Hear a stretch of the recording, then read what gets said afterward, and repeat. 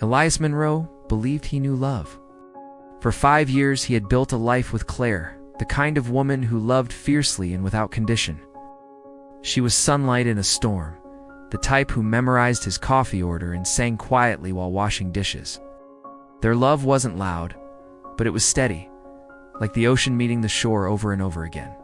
He used to think that kind of quiet love would be enough, till he met Aria.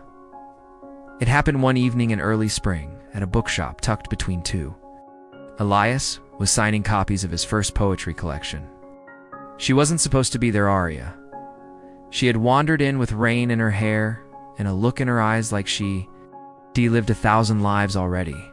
She had noticed the change long before the way Elias had started drifting. The new poems with unfamiliar metaphors, the perfume on his collar that didn't belong to her. She didn't scream. She didn't beg. She only said, "Tell me it was just sex, and I'll try to forgive you." He knew it the night Aria brushed her hand against his, and he didn't pull away. Or when she whispered that she sometimes dreamed about him, and he didn't stop her. Claire left. Aria stayed, but it was different now. Love born from betrayal carries a shadow. Still, they tried.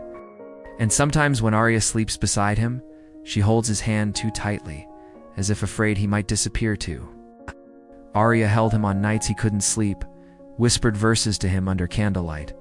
And in a world full of stars, Elias found himself beneath the same sky, still searching, still longing for a home he may never fully find again, and told him that love could start in ruin and still grow into something beautiful. He knew it most when he found himself writing poems about her, even as Claire slept beside him. When she picked up his book and read a line aloud, "Some hearts bloom only after they break," he looked up and the world shifted.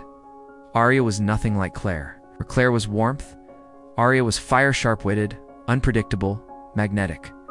She challenged him in ways he didn't expect, with questions that made his chest ache. They began seeing each other for coffee, then long walks, then evenings that stretched too long into darkness. At first it was innocent, it was loyal, kind, and still laughed at his worst jokes.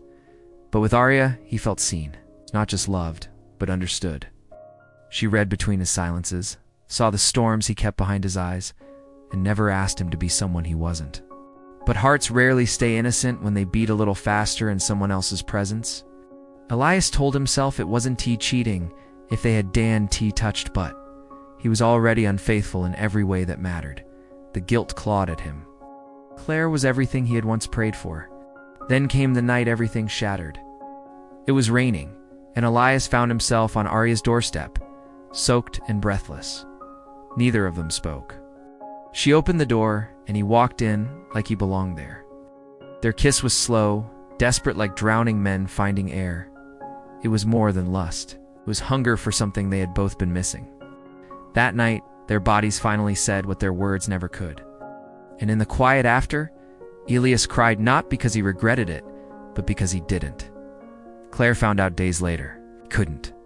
The months that followed were a blur of aching silence.